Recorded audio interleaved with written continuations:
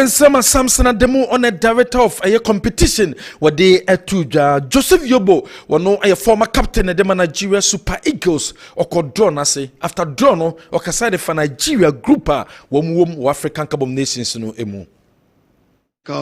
Just like I said earlier, we do have a very good team, and the players, they are improving. You know, like we have. I don't want to mention names, but I think we have one of the best set of players in this generation, and they showed that in the last AFCON. So why not? Looking at the group, it's never going to be easy for us, but we know the Nigerian team, the Super Eagles, coming out of the group is also never a problem. But I hope that we start very well, and then we can take that momentum to the final. So we're building on our last performance at the last AFCON. And like I said, it's about time that, we get our hands again, on this amazing trophy right here. And I think Joseph Yobo, former captain of the Nigeria Super Eagles, and all cause last time Omoko African Cup of Nations across La Côte d'Ivoire. I was said this year Womoko a Morocco, no more build a year or more performance, and that's Omoko minimum step further or more performance. My Lucy say a former coach at the Senegal national team, and also somewhat with the two journey. Difficult group because two of those teams, we know them well. We've been playing against them, so they know us and we know them. DR Congo, we know them, Benin as well, but it's a difficult group.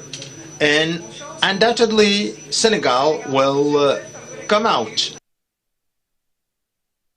Also, somebody to the CAF president Ekasai, Wakasai for African Cup of Nations at Ebabe Koso, our Maya, your friend Morocco in December, and at Ebabe Koso. The biggest competition on the continent will be taking place in December, right here in Morocco, and the excitement is. It is a great honor for an African team, for African players, to carry the trophy and to give it to their people, to their nation, and to tell them that we are the best in Africa. So when Côte d'Ivoire did that in Ivory Coast, it was a moment of extreme pride, and we are very confident that part of the greatest players in the world, it's a part of the greatest players in Africa, is to be able to take the biggest. Where you CAF President Dr. Patrick Mosepe Nensama Odi2, and I said last time Africa Cup of Nations no also our La Côte d'Ivoire no over 1.4 billion viewers and the Timinya Kwai Etimisha African Cup of Nations to be a BC South African Cup of Nations now over 1.4 billion people and a nation. I said this time around because of Morocco there we more expect some more viewers and so Ebishebi. 1.4 billion people were watching the last AFCON. It's the highest in the history of this competition. 178, in fact, the number is more like 180 countries were watching football, African football. And it's because of every single one of the 54 nations, the 54 member associations. We also want to where you some Dr. Patrick Mosepe, CAF president of the two and some South African Cup of Nations, Ebekoso Morocco first game, Ebebaso 21st of December, Abraham Morocco ni Comoros and Ebebo 22nd December, our Group A, no so Ebe Mali and Zambia and Ebebo 22nd December, Egypt and Zimbabwe, South Africa and so and Angola, Bebo 22nd of December, 23rd December, Nigeria and Tanzania, Tunisia and Uganda and so Ebebo 23rd December, 23rd December, na Senegal, and Botswana, ebabom, na fe DR Congo, wamoso, and Benin, abom, na fe Algeria, and so Sudan, and so abo, 24th of December, na fe Burkina Faso, and so near Equatorial Guinea, the last group, Ivory Coast, and Mozambique, about 24th December, na fe Cameroon, and so ne Gabon, and so Etimiabo, we African Cup of Nations, Ghana, Yentimi, and qualify be, and Kwakopiemu, our Morocco, Yentuaso. so about that story say mfe ni nche Kumasi Asante Kotoko bobo ekuo no aso Kumasi Asante Kotoko de asatanam wo mu chirema wo mu nye happy the I'm saying nye happy with a year attendance kosom wo Kumasi baba yara sports stadium shene so so bekaya wo mu oboase na supporters so oboase kwan wa yemfa matches no embra Kumasi wo me ne matches ba Kumasi a nya dia supporters no ko enunti wo masanso reintroduced a virtual seat challenge no wama sanso e dia babiom omo I reintroduce a virtual seat challenge no wama se sabre wuntimi ma embe hekotoko games a ekoso e baba yara sports stadium na wonso wetima contribute baby bia wo e wiasa fa na bia no na wonso wetima contribute se de bia betima boa ama Kumasi Asante Kotoko wometimi enye sika hye nso se sabre sikasem enkoye emfa anase sikasem koye ba performance no ensu koye obeka prosperity ogum e dia tudwa se Kotoko ebo beautiful football, but the most important and as a day here pa yen say supporters and member na so supporters no intimimba Kotoko next 2 games in sembe na ogum e kan dia fa ho wakasa e de fa Kotoko wo next 2 games a da wo mu enim no ho. A lot of confidence. I wish you were in the dressing room. They are all happy, very determined, very confident upstairs in terms of mentality that we can play better and then get the result. So winning today was crucial because we needed it to go to Insuatre. When it happens that way, the pressure goes down, even though every Kotoko game comes with an amount, high levels of expectations. But where someone Kumasi Asante Kotoko head coach or the atu that's a victory against Karela no ebema players no confidence level of course said be a match or moko akobo we abramini Insuatre minor women had the best of results at the for Alex Menu ya Asante Regional Circles Council the chairman no say ya top players papa at the moment to more expertise this season no we metimi a win double. That's our goal. It's not own. Africa now. Who said the seriousness of all the money Africa because the percentage cap this season. Only for when you see league so kwa enja Africa. Only for when you see Africa so kwa enja. What's serious now the goal? Not that bad to go. This one I say the team point as a budget double. But then they are not going for first. Not at all. Sama Alex Menu where Asante Regional Circles Council chairman wanusum edia to the yentwaso about that story sa Mr. Kudofiano where former Galka chairman and as immediate past a chairman at the Galka and was a Galka sikasem and a problem ye papa na sikasem a problem no members of Galka and na emasa problem no ekoso se clubs no womo esiakan e womo venues asika so mo declare ne tibi ma Galka no womo emienti sikali bi emma Galka apart from no so ekobase Emponia Tom players and as a clubs in Tom players and Muko Manonia, Sika also mu declare no man Tom player no loan. Ninja can be Emma a Sikasem a dane at the Emma Galka. Mr. Kufiano. Like we say in our balance, Sika Moja and I say, watch the for this kind of we facing challenges when it comes to finances. Previously, Galka used to be very rich because players were being transferred and we were having share of the gate proceeds of the transfer fees. Those things are no more coming in. Even when the players are sold, clubs will tell you, your own members will come and say the players went on loan. So finance is one thing. But the little that we got, that was why we've been able to register our property, got the documentation and stuff like that. Even when at the time I got the use of our registration with the Registrar General, had expired long. We were not on the files. We had to go back and re-register. Through clubs that are honest enough to declare their gate process, and clubs that are willing to disclose the transfer fees, where we take the 5%. But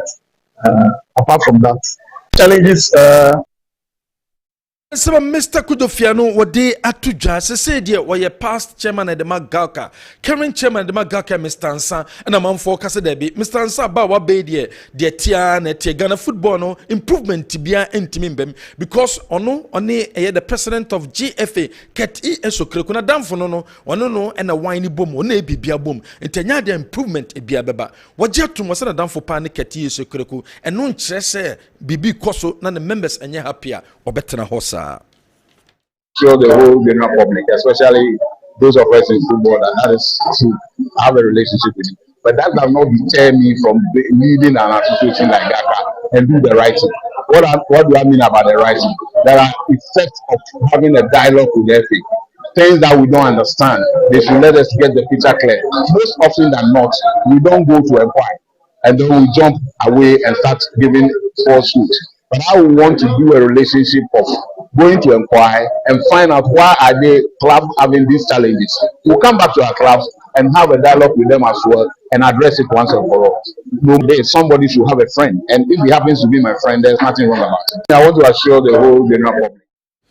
I was so bitimi nya damfo nto no nya damfo te se ket enso kreku a enye hwe ye to aso wada stories a coach Samobodo when a coach dem brekum Chelsea second round no wakasa the fan was say place no e focus ye papa because second round no e na nyema bebre ekoso se place no am focus here e be difficult e dem brekum Chelsea coach Samobodo. The approach is focus and total concentration. They should play to the whistle till the end of the game. Because football, but the moment you lose concentration, one opponent in the meeting, they are punished. So if they concentrate till the end of the game and discipline on the field of player, I hope say with the tactical approach, is not the problem. But on the field, individually and as a team, group, as a discipline and concentration and focus, I hope say you decide in your willpower.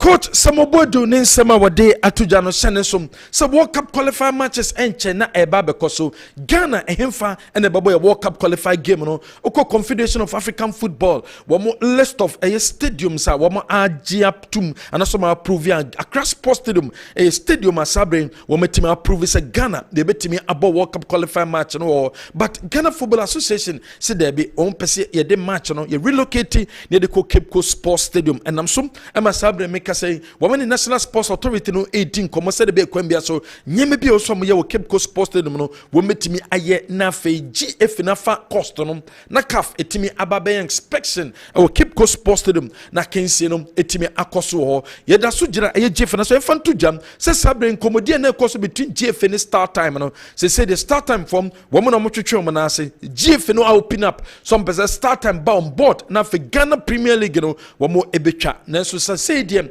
make us start time and a twetwe mo na ase se ebra no mo hia sempo no wo mo eba betwa Ghana Premier League no dia na GF no entiase emfa mo nti sabre a GF no so ready no wo mo gidie se wo mo so enye ready but GF no pusi se kwambia so wo metimi no medin komo na nimie wo mo abeso aye coverage no mo dia ma Mediema Sporting Club me fanto se sabre mo pe coach Wama chatum se aye coach Evans Adotedie wana technical director ade amabobo konin menimie wamu pe coach wonu so ebetima meso dwumedie no mu enso ade ama club ne mfa local stories ninsia na yenko aye Ghana Help wamu aseye ni enkodi nkomo emfa save 500 eho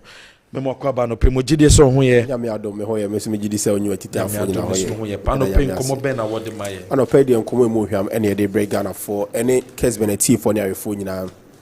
na nkomo die ne ye de befa ASC 500 but before that no me show wow we sonographer and as a lab technician a ohwe anope na utie no job opportunity akwan aba ade amount executive prostate and herbal center ye sonographer and as a lab technician e Kumasi because enche mitia wa mu no ye bedan hospital and as executive prostate and herbal clinic ye bedan na di e Kumasi say enti wa ye sonographer and as a lab technician no e ba cho betimi do CV afa number yi so a me di tuja 0540 384 930 0540 384 930 Michelle phone number na do CV no afaso ade amaye nene enkomo no sebe say 500 yes say number 1 immune booster e marketing so say sia o pedro ebeboa na immune system na ho den akosho se de be ya re bia na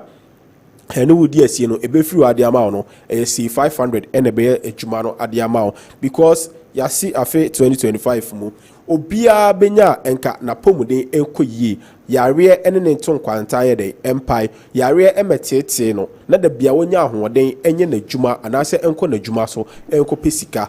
na yare so de ye ne yare enete ye ne yare enenam de ebeye bia no yare oyede okan ho na mom agina wo nipa no so se wo be de wo be bon ho ban se wo be mo apomde akoyi no agina wo nipa no so se wo be num edu papa se wo be boa ma immune system na ho oden ayede emu apagya ana akosoro ade ama wo se de be ya pathogens microbes are introduce yarewa ede manipadua no eye wo immune system na ho ode na e wo hwo nti no e betimi akoatia these pathogens and as microbes no na aboa ama yare na yede antena so anase yare no anka wanto kete so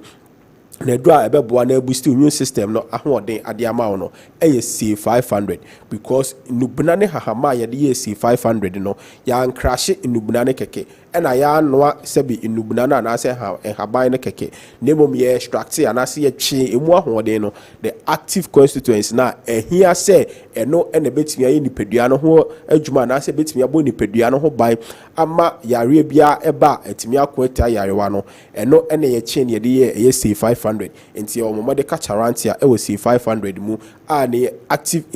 ingredient ne ye medicine ye wo phalanthus nuriwi ye wo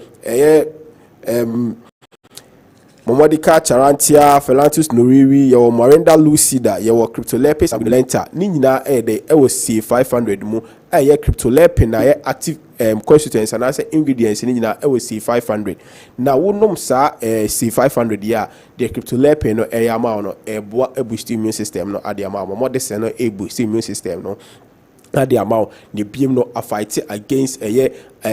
cancer cells na de start awu nipadua nim nyina de ade ama enti C500 enye just an ordinary immune booster keke se bia wuti bi na oya e bia traveling disease bi na de ana say traveling sickness na awo na de ekoye free ho ade ama enye se bi e bia cold bi na awo na de ekobo ho ba free ho malaria bia chichewo ana say obo pa o ho ada se bi ne honam ne memremre no ni nyina no enye C500 ede edimuntintima nemum the major part of C500 play we ni peduanim say e bo ho by every cancer so ebo by every eye diseases nyina dey ho adiama because of the ingredients I dey C500 entis wo hwe immune boosters e market ne so C500 e dance eno ti na wo so saka C500 said the be major sickness and say major disease e di nipa and say mema ne mma bebre dey e ko wo mu no te say breast cancers and mema prostate cancer higher no me show unya C500 a eyi wuna and say e bo ho by every all these cancers here dey ho me show oye bema oye oba na wutie me opedro ebeboa abo ho ba afi yarewa ho opedro ebebo ho ba said e be ya immune system na ho de be kosho mfie ni na kwa animu ebia wo de onuane die and I say lifestyle means no ama immune system na ho de ayde aba form ade ama nemum opese opeja immune system na ho de nim opedro ebebo na say eye ebibidro kroje a yemfa chemicals bia emfra ye no eye C500 and American for ade ama onya bi na no ma ebebo ama immune system na ho de akosho na abo ho ba every all these eye sickness ameye de mebobo so and I say yarewa mebobo so ye de edema wi na wutie mi so ade ye and I say eye de e wo C500 won say e sabo e clear wi infections in night if you at the mouth infections mwa no many aba ma so when treat with infections are e de wo yeni ene dey e bro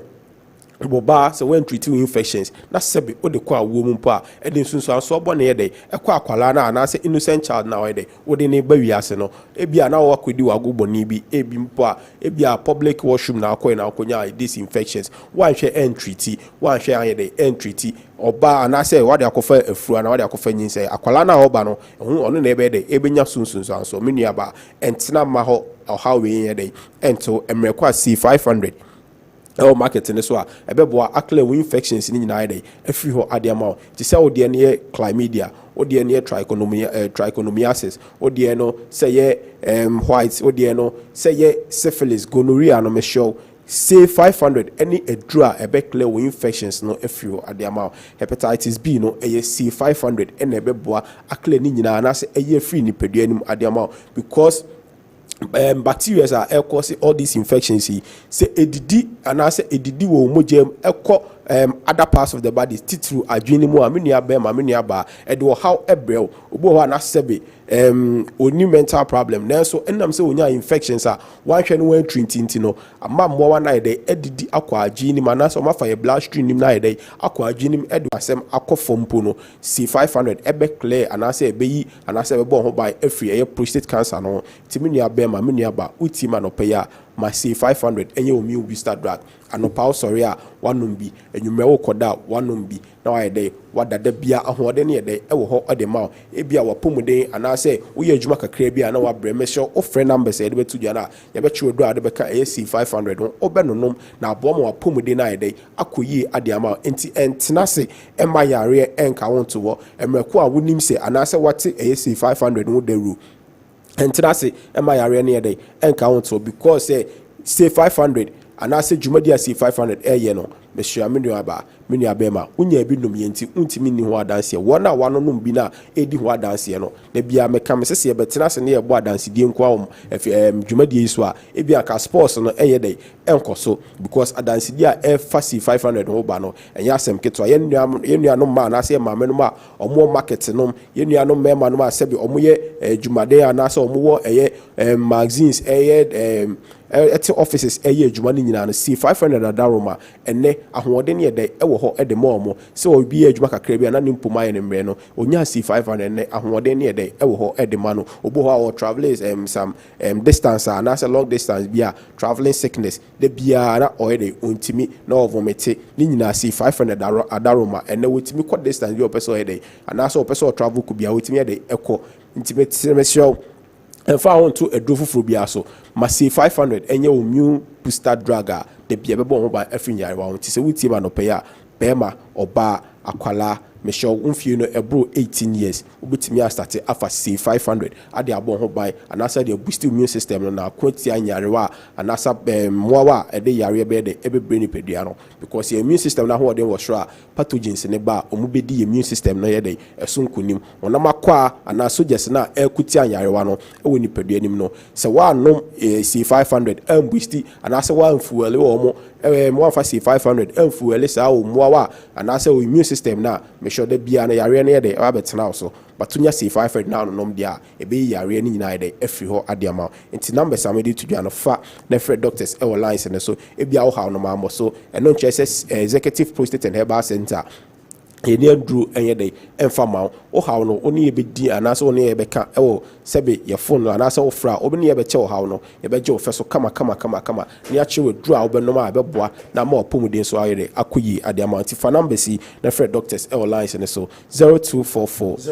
72 70 0244 72 yo 0240 211 0240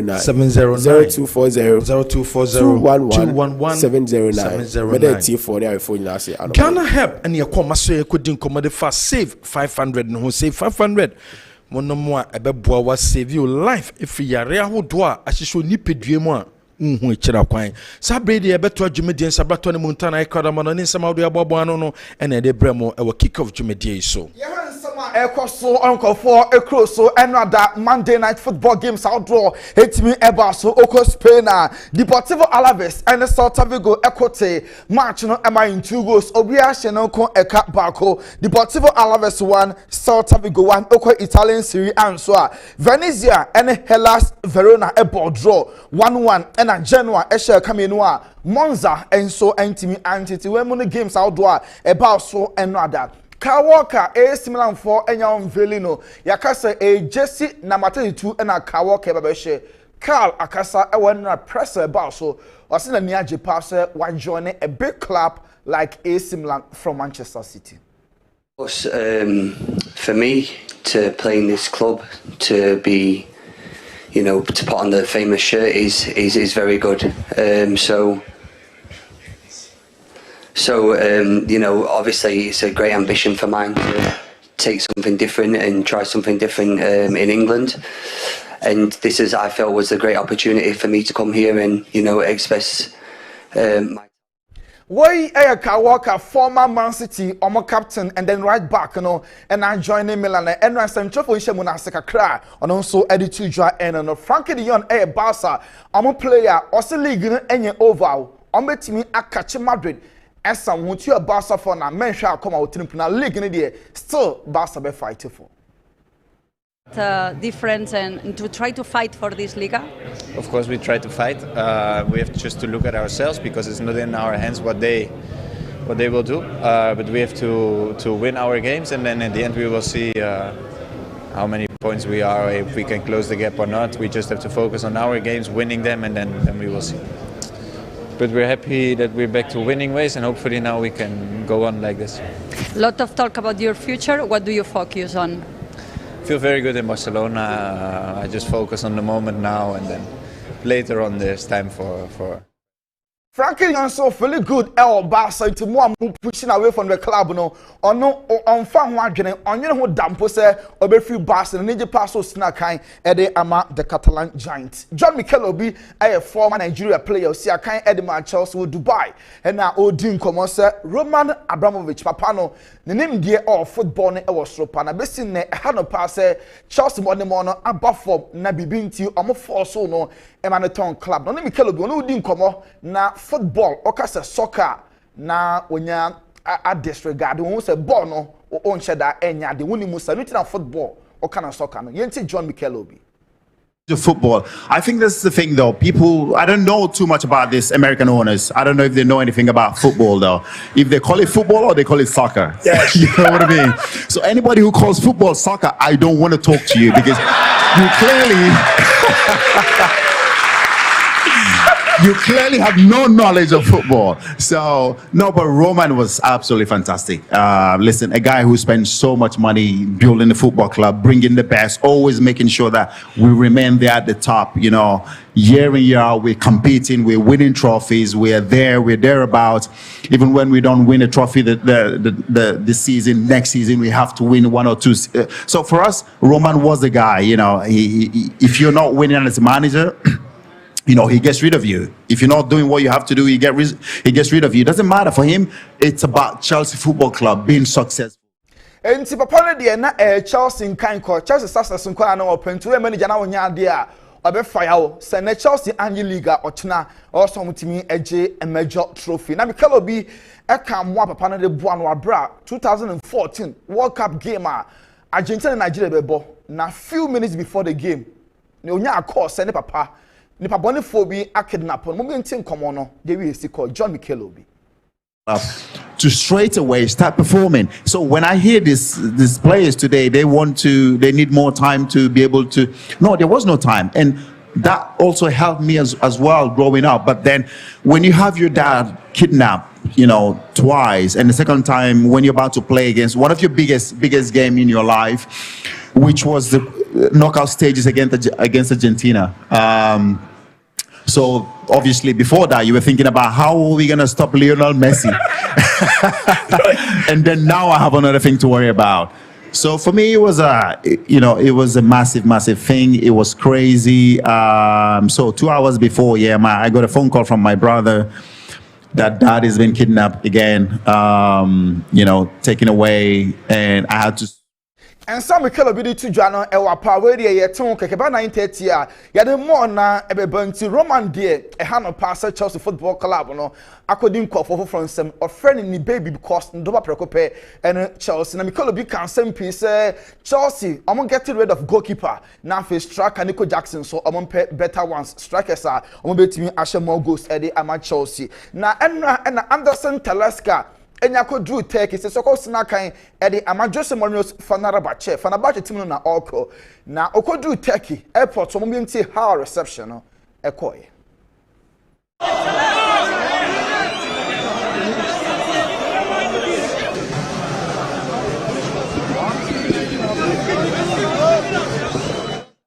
Where Anderson Talisca Al Nassr no want na oye teammate to Ronaldo na say we free one man obebo ede ama anasa bobo kanidi ede Fenerbahce ntienra odu airport no ene nkofo chante bonidi ahodo kwame yedi si eba 9:30 a ne replacement hwan ya tese ne ya bid kofo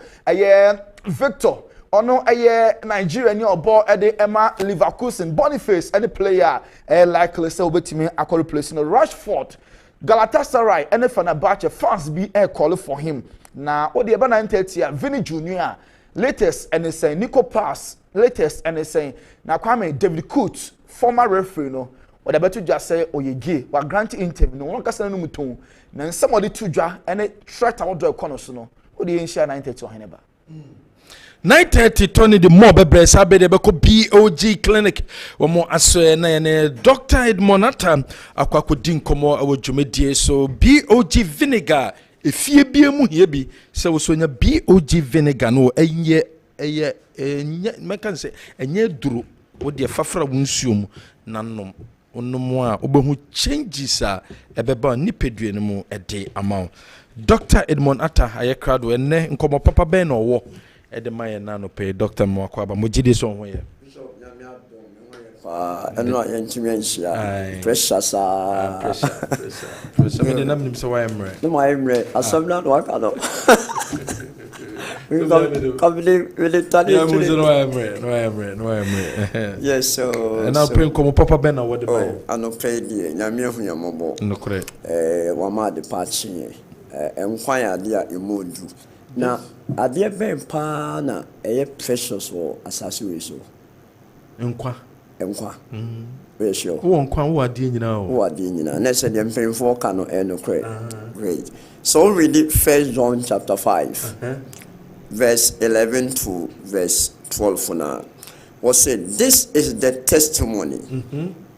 God has given us eternal life and this life is in his son whoever has the son has life and whoever does not have the son of God does not have life we are motivation for anope what say this is the testimony we ne adanse no Nyame amaye da enkwa na saa da nkwa no ewo oba ni mu na de oba no owo saa nkwa no na de woni ba no oni saa nkwa yes enti mabahi mebra ba ha obekasai efa C500 ho bebekasa fa BOG ho ana Bamom Gilead Clinic other doctors in the course of the day omobeba eno ye physical enkwa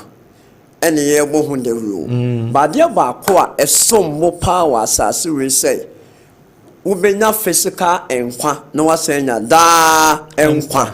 se wenya in fact emfaso bi no usika no kofu bedi ni kwa ye bedi ni kwa sankofu nso nimu mudi be wonim bibi ehintase me wo me say se wo oba na ema o physical enkwa no ekosoro okay obi antimi mbo wasom belfo antimi hunahuna se meti hei belfo antimi hunahuna me obi antimi hunahuna me enyama no na me de kan because me odai oba no me wo oba na wo oba na you talk with what authority enya no keke you speak with what confidence internal pain what that was sorry obekọ adwuma so the motivational balm of Gilead Clinic yede ma woni se obenya den oba no na wanya da enkwa one of the physical enkwa obetimi nso enya ne se obeye steward of your own body enuane ye dinina no most of the sources highly contaminated obi o wa wose o mekoto organic food organic food ni any baby a ti said the one kasa wadira o backyard o garden na chi ana o fie ho ana se enipa maako bia omusuru nyame no kra wo mini se ye nuane ye di se ye fruit se ye vegetable de ye preferable chire ba anya genetically modified na ye chemical produce that is why you spray so obi mfa won say odi nro ebegu vegetables be cabbage on eba food vegetables be to say inkroma me kan wasemi tomatoes cabbage any lettuce one more the draw director and more be ntino odi gusu na wono a ɔde badwa so no amawato no wɔn anwe ɔmo na anwe ansɛe ne nneɛma no wonya ne mfa so ɛno na ɔhwɛ wo bɛwɔ nse sai ne pala ko gyina so dem na ɔbɔ tons akɛse ɔdenya ase wɔ ne sika wɔn a mo ho ban na otie nkyerɛkyerɛ a yɛde mo ɔnamedi vegetable ɔnamedi sia obenya foodborne illness ɛno nti na say yɛ external detoxification ɛkwan a obetumi afa so na wa secure that o health no ɛne sɛ obenya BOJ vinegar na wo de agu nsiom wasoki wonam kotodwe wohwɛ yɛbɛdi bronya picture bi a me capture any video ya hey na rohosem kawuro pa enam a ya shepa black na egu abobo ya bi mu a ekopa na me say hey ni pa yeho mo eni pa yeho mo bo enu nti BOJ vinegar enam a eye nyama fi wonam baby bo nse enframa wo home ko mu pa ebon enye mayan komu komu ton na ko so mu to BOJ omode nam na ba no de aho one of the social responsibilities even say ye be aprons na BOJ na sati chichi bi mankofo yes ye be chicha mankofo se ne be ya eni pebenya ahoto enu nti 500 mils e 40 cedis gallon no 300 cedis 5 liters ne the small one no achew enema ya tutum sankanye bibia anka product ya tutum dadaada ebetum enche ke ya tutum dadaada ya besra mo amede minimum pa mesra mo say 1 liter no 75 cedis sene ya ton na obi enabi adanse a BOJ no man bishop anosi o ano se pa Friday on Sunday ya ha ye screening no kan se nkomase mo me papa professor bi a o le kwa wa fa me se eba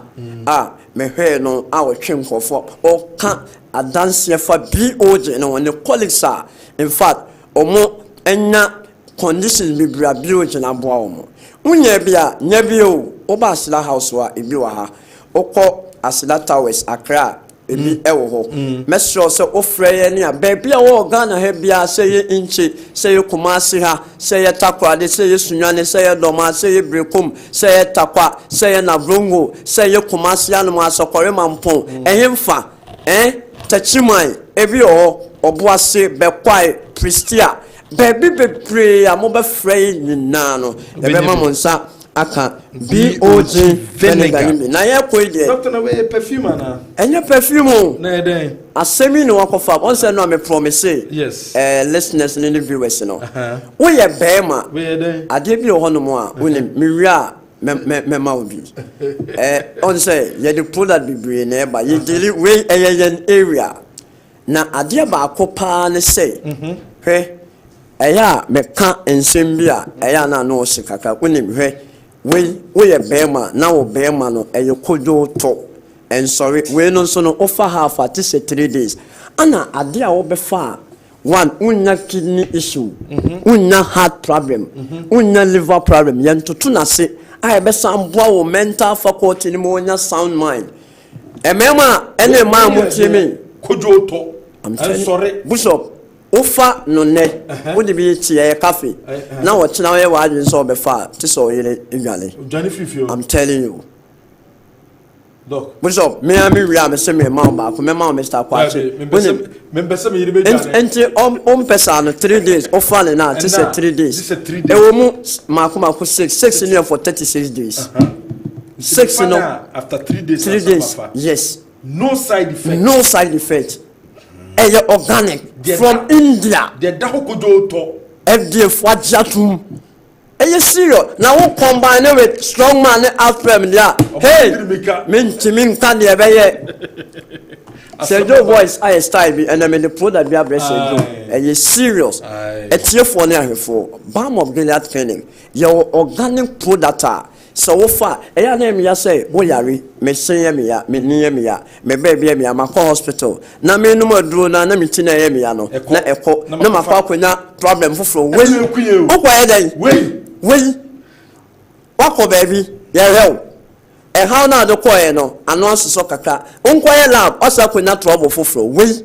and into the ho oba, ye decline your initial laughs. Ehu, dear what dear ba. Yeah, no, in the course of the treatment, you some why lab. Your labs and so your professional people. Yeah. Obefa, Dr. George, Dr. Felix, Adramone, I mean lab doctors. And until some more bomb of Gilalo, commercial the cabin. Yeah. MTN for Netroyani and the hotel next and the opposite. Oba Accra, Wesley won't pet any Thursday Accra for Thursday last year, Bishop Press be permission. Messi this week Thursday pet and I'm more Accra. And your best stress say more Accra ko Florida voter region na no mumpe time na mumra ana ma mutie wa bruchire no mon send mo medical report and yes aka say me ma odra me ma minimum medical reporter how will you know symptoms ni wo ha esese be ya mo ntemase omo pese o kan na no ma mo dru da bi yanya ni sa wo ba mo mgelia ko baby fufuro ahomrase mi ye doso o pese me hwe o dia ye labs na fabra your team of doctors are ebi o ha enyame area me nkon ho omo beboa enti o how pa dia the only place I make come for am say mama Velia takwa dia wa anaji ye ne anaji choice mart no ye to omo so Accra West Legon Kumasi the Kessben o also diabetes ne how pa dia ye mama Velia the blood pressure o ba na bishop me kwin ye nya hepatitis B e do seriously okay What viral load? And we was through. You bet take you through some protocols. When another viral load number not detected. Once you acquire pneumonia, more hepatitis B cut off in the near surface antigen. No, within 0 to 0.9. No, you have say a follow within now. So follow within it means a non-reactive. And one so a vaccine. Pay now per day. Okwane na maybe me adu sika Bam of Gilead. Number 0539 86 38 0539 86 38 and I said 0240 51 21 71 0240 51 21 71 Oba ya nasre ya be show come na bi o jinin so de e wo se efie bia enyabi na mo sikio mo e kujo to hey kujo bishop in fact kama mo bia enfrem se opebi e serious mo bia enfrem se opebi ya the product be ba ade bi wa o kan onim ne wo hu ntina wo kan anu o se ye fensia ye be sanso no ma 9:30 dia gudi mu nsem asanso ababiom ye da ma se mo hwe kick off jumedie